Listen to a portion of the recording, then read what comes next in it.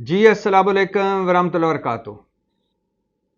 अदलिया में वैसे तो जज एक दूसरे से इख्तलाफ भी करते हैं, एक दूसरे के खिलाफ जुमलाबाजी भी होती है तहरीरी तौर पर, ज़बानी तौर पर, और जब जज समाअत के लिए इकट्ठे बैठे हों तो एक दूसरे पर फ़िक्रे भी कसे जाते हैं, और ये भी देखा गया, और एक दूसरे का जवाब भी दिया जाता है, हल्की फुल्की नोक झोंक भी होती है, तल्ख कलामी भी होती है। और फिर कई जजों ने दूसरे जजों के खिलाफ तहरीरी तौर पर लिखा भी, जैसे अभी मखसूस नशिस्तों के केस में जस्टिस अमीनुद्दीन और जस्टिस नईम अफ़गान ने 8 जजों के हवाले से जो उन्होंने फैसला दिया था कि मखसूस नशिस्तें पाकिस्तान तहरीक इंसाफ की उनको दी जाएं, उसके हवाले से जो लिखा उस पर उन 8 जजों की फिर वजाहत भी आई कि यह नाशाइस्ता रवैया था। एक जज को ये ज़ेब नहीं देता और इससे बेहतर अंदाज में इख्तलाफ किया जा सकता था। और फिर काजी फ़ाइज़ ईसा ने जो अब 14 सफ़ाती नोट लिखा अपना फ़ैसला, उसमें जस्टिस रिजवी ने भी कहा कि जजों को ऐसी ज़ुबान ज़ेब नहीं देती। और फिर जस्टिस मंसूर अली शाह ने जो एक तारीख साज ख़त लिखा, जो बेहतरीन फेयरवेल था जस्टिस काजी के लिए, उसमें भी उन्होंने कहा कि आपने जो जजों में तफरीक पैदा की और जिस तरह आपका कंडक्ट था जजों के बारे में, जिस तरह आपने तौहीन की, वो काबिल मज़म्मत है। और इसी तरह के कई और हमने देखा और सुना जजों के दरमियान इख्तलाफ, राय का इख्तलाफ, और बाज़ औक़ात पर्सनैलिटी का इख्तलाफ भी होता है और नज़र भी आता है, और सुप्रीम कोर्ट तक तकसीम भी देखी गई। लेकिन अदालती तारीख में मैंने कम अज़ कम इस तरह का इस तरह की समाअत में इस तरह के रिमार्क्स नहीं देखे। एक बड़े जज साहब के छोटे जज साहब के बारे में इतने शदीद रिमार्क्स और शदीद तहफ़्फ़ुज़ात, और एक तरह से डायरेक्ट इल्ज़ाम या उस छोटे जज को बड़े जज का ये कहना कि ये इंतकामी कार्रवाइयों के लिए रखा गया है, इस तरह के रिमार्क्स नहीं देखे ना सुने, जिस तरह के आज इस्लामाबाद हाई कोर्ट के जस्टिस गुल हसन औरंगज़ेब ने इंसदाद दहशतगर्दी के जज अबुल असनाद ज़ुल्करनैन के खिलाफ रिमार्क्स दिए। ये किस्सा क्या था, कहानी क्या थी, और ये रिमार्क्स क्यों दिए, और जज अबुल असनाद ज़ुल्करनैन कौन है, इस पर बात करनी है। और इस पर भी बात करनी है कि इस्लामाबाद डाकू नगरी बन गया है। एक दिन में 4 डकैतियां, कत्ल, राहज़नियां, चोरियां, पर्स छीनना, मोबाइल छीनना, और हर वो इस्लामाबाद जो कभी सेफ सिटी था, और वो इस्लामाबाद जिसमें चप्पे चप्पे पर कैमरे लगे हुए हैं, और वो इस्लामाबाद जिसके लिए अली नासर रिजवी को इंपोर्ट किया मोहसिन नकवी ने इस्लामाबाद के लिए, और बड़ा काबिल अफसर बताकर इंपोर्ट किया, सवा सत्यानाश हो गया उस इस्लामाबाद का।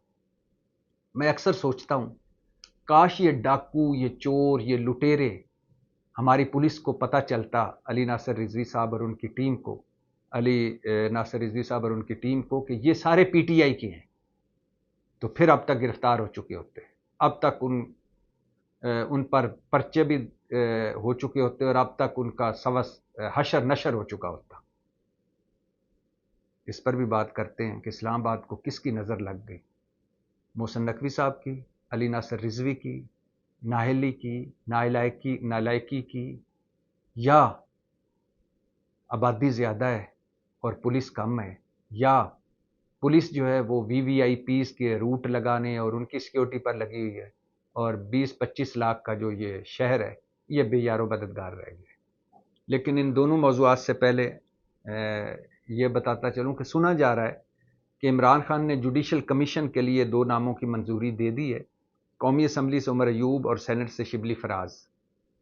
ये जुडिशल कमीशन 13 रुकनी जुडिशल कमीशन वो है जो अब जजों की तकर्री, जजों की मॉनिटरिंग, मतलब आज़ाद अदलिया पर जो ऊपर बैठा 26वीं आईनी तरमीम की बरकत से, इसमें 13 हैं, 4 या 5 जज हैं, बाकी इसमें भी एक तरह से अटार्नी जनरल, वज़ीर कानून, और एक बार का नुमाइंदा, और एक स्पीकर खुद अकलीती बताएगा। एक तरह से हुकूमती अक्सरियत है, हो जाएगी इसमें, लेकिन 2 अपोजिशन के हैं, और इसमें نام بھجوائے گئے تھے. سنا گیا کہ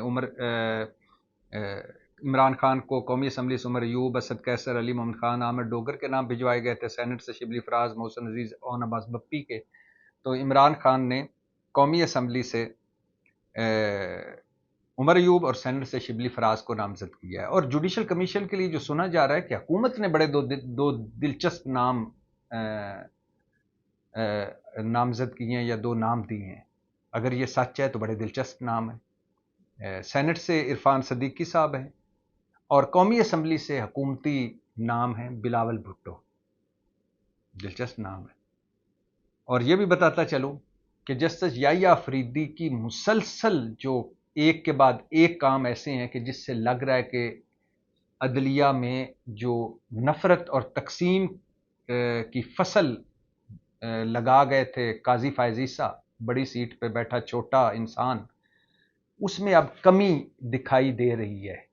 کل کیا دکھایا یہ علیحدہ بات ہے. ابھی تک چیف جسٹس یحییٰ آفریدی نے چیف جسٹس نامزد ہونے کے فوراً بعد منصور علی شاہ صاحب سے ملاقات کی، منیب اختر سے ملاقات کی، اور پھر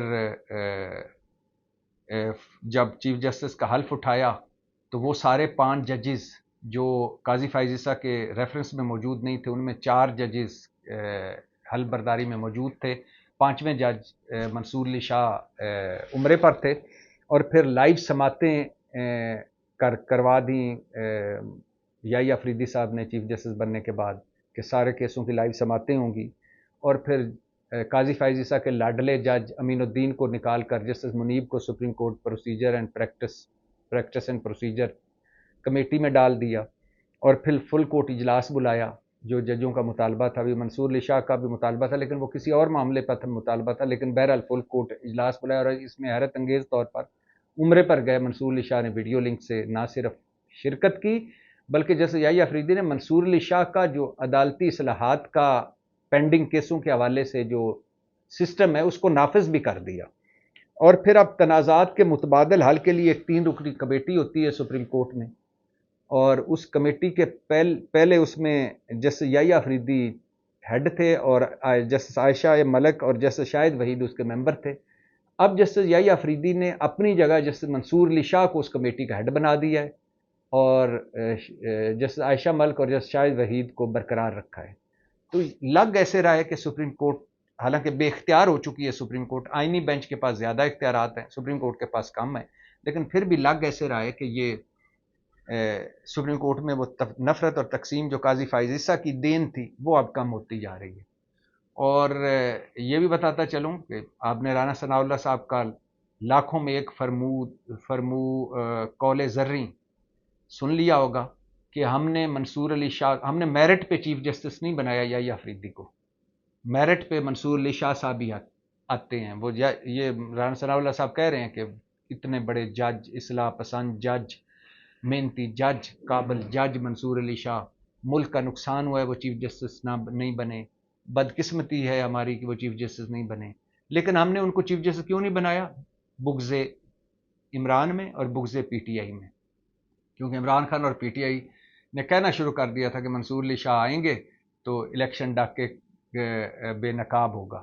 تو ہم نے بغض پی ٹی آئی اور بغض عمران میں انہیں چیف جسٹس نہیں بننے دیا.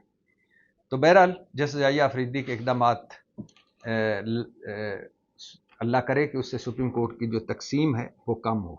اب واپس آتے ہیں. اسلام آباد ہائی کورٹ میں اعظم سواتی کے جسمانی ریمانڈ کے خلاف ایک درخواست گئی ہوئی تھی. اسلام آباد ہائی کورٹ کے جسٹس میاں گل حسن اورنگزیب اور جسٹس ارباب طاہر سماعت کر رہے تھے کیس کی، اور یہ اعظم سواتی کا ریمانڈ دیا تھا جج ابوالحسنات ذوالقرنین نے. اور جج ابوالحسنات ذوالقرنین وہی ہیں جنہوں نے عمران خان اور شاہ محمود قریشی کو سائفر میں 10 سال کی قید سنائی تھی. یہ وہی ہیں جو پاکستان تحریک انصاف کے سیاستدانوں کو ضمانت دے کر کینسل کر دیتے ہیں. یہ وہی ہیں جو پاکستان تحریک انصاف کے سیاستدانوں کو جوڈیشل ریمانڈ پر بھیج کر ریمانڈ معطل کر دیتے ہیں. یہ وہی جج ہیں جنہوں نے علیمہ خان اور عظمیٰ خان، جن پر حکومت نے بارودی مواد ڈالا ہوا تھا کہ یہ بارودی مواد سے سپریم کورٹ اور پارلیمنٹ کو اڑانا چاہتی ہیں، ان کو ریمانڈ پر ریمانڈ دیتے گئے.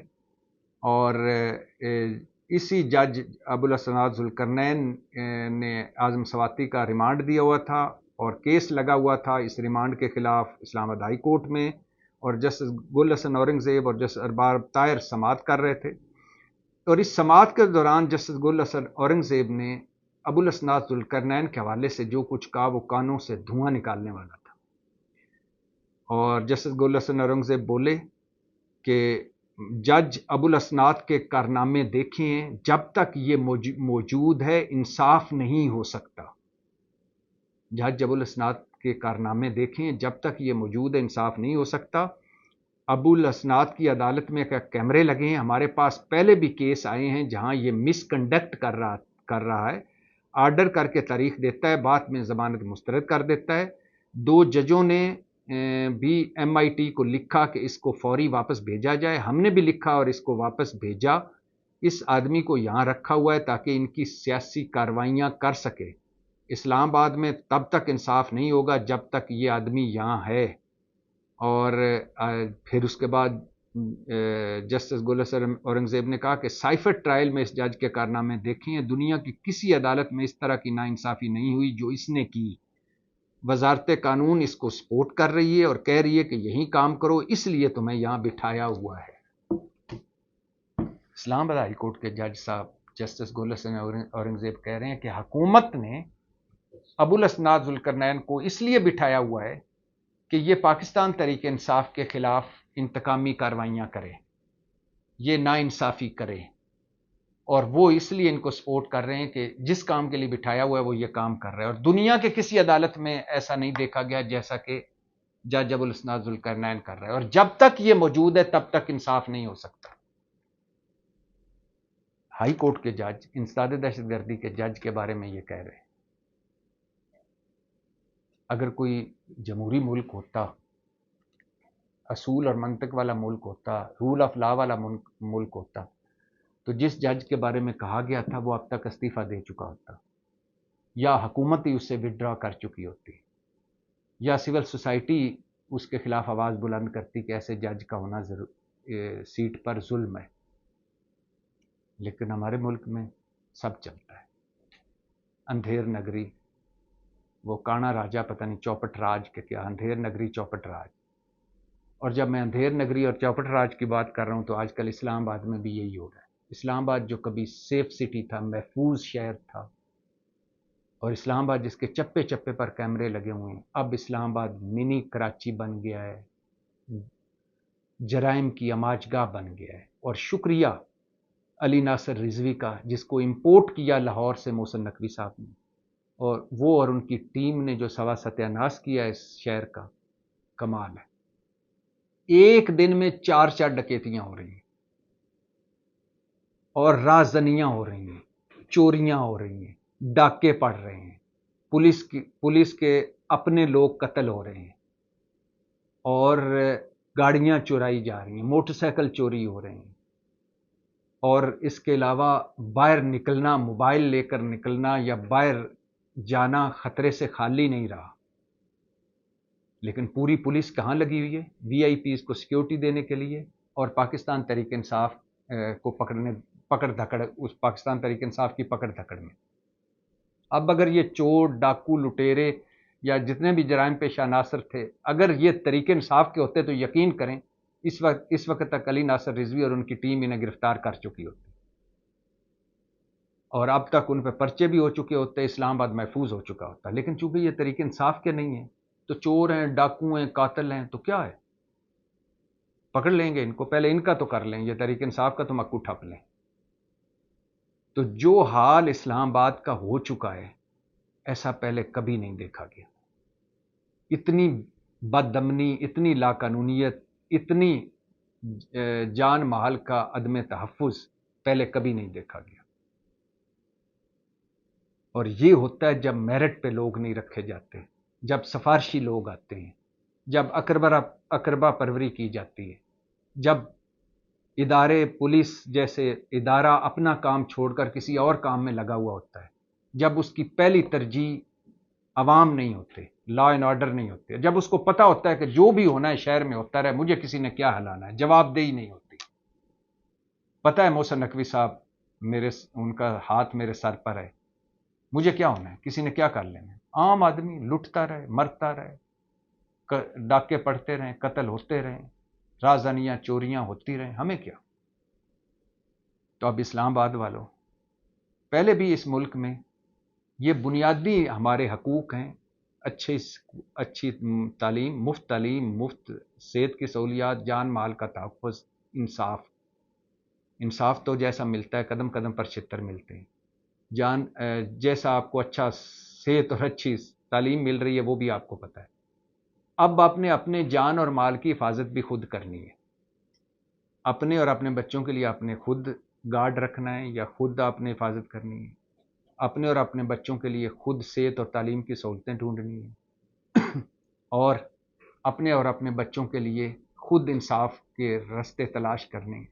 ہاں، حکومت کو ٹیکس دینے ہیں اور اس اسلام آباد پولیس کو سلام ٹھوکنے ہیں۔ پاکستان زندہ باد۔